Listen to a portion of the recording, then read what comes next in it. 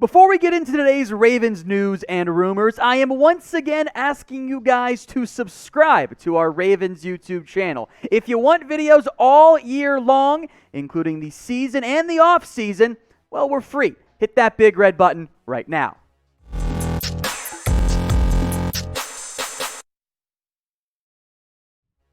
Let's kick off today's video with some, what I'm just going to call Lamar Jackson slander that I came across because what we're about to get into absolutely blows my mind. So first up, spoke with an NFL executive, and I always put these in quotes because sometimes these executives that speak to the media, I wonder how they have jobs, to be quite honest. NFC exec says, Lamar Jackson might not be a franchise quarterback because, playoff wins, as in, quarterback wins still being a thing that we try to evaluate as to how good a player is. Never mind the fact that Lamar's already won NFL MVP. Before I get too far in, here's the quote from this NFC personnel executive. Do you love Lamar as a player? As an organization, they're pulling for him. They want to take care of him. They want to put him in a situation to be successful. Okay, nothing wrong there. But they know there's a ceiling to what he can do in the playoffs. You've seen it 3 years in a row. Are you going to pay that kind of a premium for a franchise guy? A franchise guy is a guy who gets you to the Super Bowl. Lamar has one playoff win in 3 years, and he followed it up with a complete disaster the next week. First off, the argument was always, the Ravens can't come from behind. Then they did it in week 2 against the Chiefs. Never mind the fact that it's very difficult for any quarterback or team to come behind when you're down multiple scores. That's the reality of life in the NFL. It never ceases to amaze me why certain quarterbacks are held to such a different standard than others. What playoff success has Deshaun Watson really had yet? And no one doubts Deshaun's a franchise quarterback. I think a lot of this stuff comes down to the style of play. I value Lamar Jackson as a runner. He's incredible. Let's not discount that behind a not great offensive line. And what the pre-draft expectation was for these guys. I think you've seen it with players like Dak Prescott before. I think you saw it with Russell Wilson for a little bit. Now you see it with Lamar Jackson. If you're not taken as a top 10, top 5 quarterback, the pre-draft bias, the pre-draft priors are still blamed and still factored in, even though Lamar's been great in the NFL. Is he perfect? No, of course not. But he's been a damn good NFL player. So what I want you guys to do right now, because we're not done yet with the absurdity from this fan-sided piece, is rank Lamar Jackson among NFL quarterbacks. Is he 4? Is he 3? Is he 7? Are you haters? Is he 15? Get your votes in for me in the comment section. This is the pinned comment on today's video. So get the ad break here on YouTube, scroll on down, and let me know. Now, there was also this part from this rather in-depth fan-sided article from Matt Lombardo.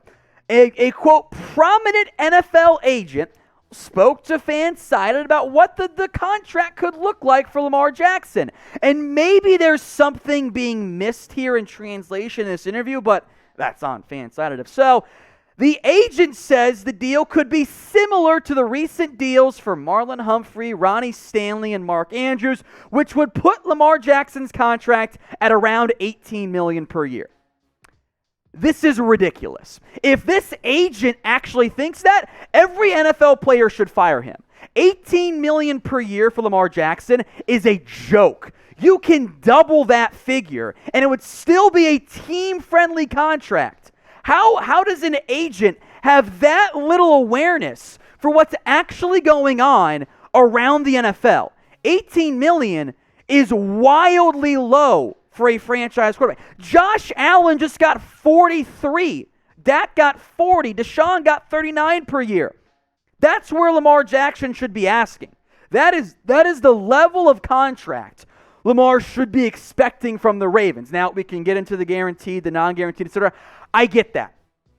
But if you come through and you offer Lamar Jackson $18 million per year, that is a joke. That is I'm never negotiating with you again. So if that agent actually thinks that, I'm sorry, he's an idiot. That is asinine. That makes zero sense for an NFL player to accept that. For a franchise, $18 million? That's Brock Osweiler money. What are we doing here? So with this in mind, double it at minimum. What is the most you would pay Lamar Jackson per year? Get your votes in for me in the comments section. All right, I promised to calm down a little bit here. Richard Sherman next up here. Sports Illustrated said, hey, you know what? Maybe the Ravens should look into signing him. And I actually don't mind this one.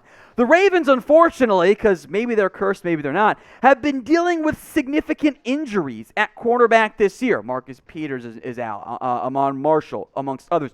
Jimmy Smith has been banged up as well.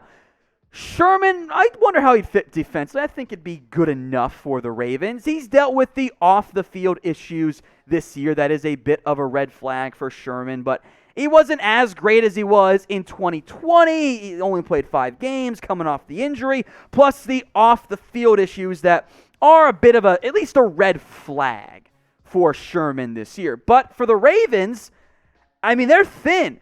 You got multiple guys on IR. You lost Chris Westry. Jimmy Smith has missed the first 2 games. Anthony Averett played decently, but I think the hype around the Ravens depth chart was, hey, Averett could be your number 4, number 5 corner, and now he's starting for you. You don't really ever want that. You saw Brandon Stevens, who was really more of a safety to this team, get some snaps at least at outside corner. So they're thin. Now, if they think Jimmy Smith's back soon, maybe they don't have to go that route. But there is depth issues now in Baltimore because they've got so many guys on IR. So it all really comes down to how you feel about Sherman, where he's at headspace-wise, how he's doing off the field. You feel good? Sure. I'm down to bring him in for at least a look. If you don't trust him, maybe that's not the route you want to go. What do you guys think, though? Should the Ravens sign Richard Sherman? Type Y for yes, you want to bring him in, or type in N for it's not the route you want to go. Get your votes in for me right now in the comments section. Spend a little bit less time on these next 2 stories, but I do want to give credit to Odafe Oweh, the edge rusher out of Penn State, first-round pick, named AFC Defensive Player of the Week. And even though he had no sacks, he made some major plays, especially down the stretch for the Ravens in that upset win at long last over Kansas City. 3 tackles, a tackle for loss, the forced fumble on Clyde Edwards-Helaire that sealed the game, the massive quarterback hit that led to the interception by Patrick Mahomes, which, to be fair, was maybe a bad decision by Mahomes. But so far, even though the overall season stats don't explode off the screen the same way maybe 5 sacks in 1 game by Chandler Jones does, I've been impressed with Oweh. He's a freak athlete. He's still developing and moving along, but the early results for Oweh, I think, have been very impressive. So I want to hear from you guys. Grade Oweh this season for me. A, B, C, D, or F. And you know what? I think it at least matters that the pick you got for trading away, or the extra pick you got in the first round, has turned out very well for the Ravens thus far. If you guys want more videos here on our Ravens YouTube channel, it's very simple. All you have to do is subscribe. We're trying to ramp up the coverage here on the Ravens at Chat Sports, and if you want to support us while we do that, then subscribe. Plus, we're free, so I think it's a pretty good deal. Subscribe today to Ravens Rundown. One last player I did want to discuss here, Marquise Brown, because I don't know about you guys, I've been very impressed by how Brown has fared this year. Was not great his first year, inconsistent up and down flashes in year 2.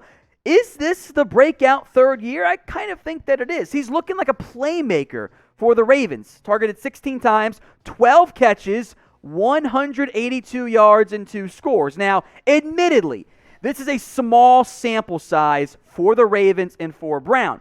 But I think this is indicative of the breakout year, of him becoming, if not wide receiver 2, maybe wide receiver 1 for this team. Sammy Watkins has also made some plays this year. And you're going to get Rashad Bateman back in the near future. All of a sudden, if Watkins can be Sammy Watkins, we know what he is at this point. But if Marquise Brown can emerge as the dynamic, speedy deep threat that we all thought he could be and be more than just, a Deshaun Jackson style of player, you bring back Rashad Bateman, that will be a big boost to the Ravens' passing attack as well. So I love what I've seen from Marquise Brown so far. I am excited about him moving forward. Hopefully that continues because the passing game does take a step forward with Lamar and the receivers, that would unlock this Ravens offense, already very, very good, to maybe best or second best in the entire NFL.